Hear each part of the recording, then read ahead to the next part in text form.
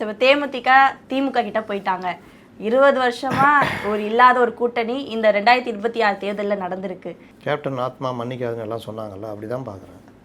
அவர் வாழ்நாளில் சம்பாதிச்சு கட்டின அந்த மண்டபத்தை இடித்தாங்க. அவர் வாழ்க்கையில் மறக்கவே இல்லை. உங்களை மாதிரிலாம் நான் சம்பாதிக்கலை. நான் சினிமாவில் கஷ்டப்பட்டு சம்பாரித்து நான் ஆசையாக கட்டின மண்டபம்.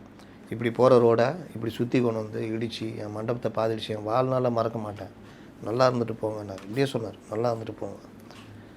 எங்கே பேசினாலும் இதை சொல்லுவார். அதுதான் அவர் அடிப்படையில் திமுக மேலே கடுமையான கோவம். 2011 அதிமுக கூட கூட்டணி போகிறாரு.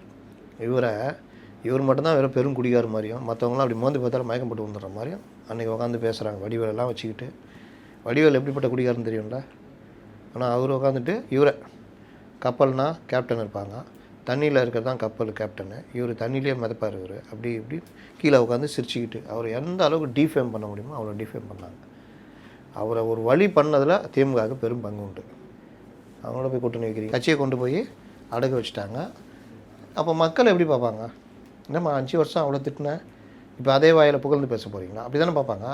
இப்படி தான் 9.5% அப்படியே கொண்டு வந்து 5%, அதுவும் போன ஆட்சியில் 0.43%.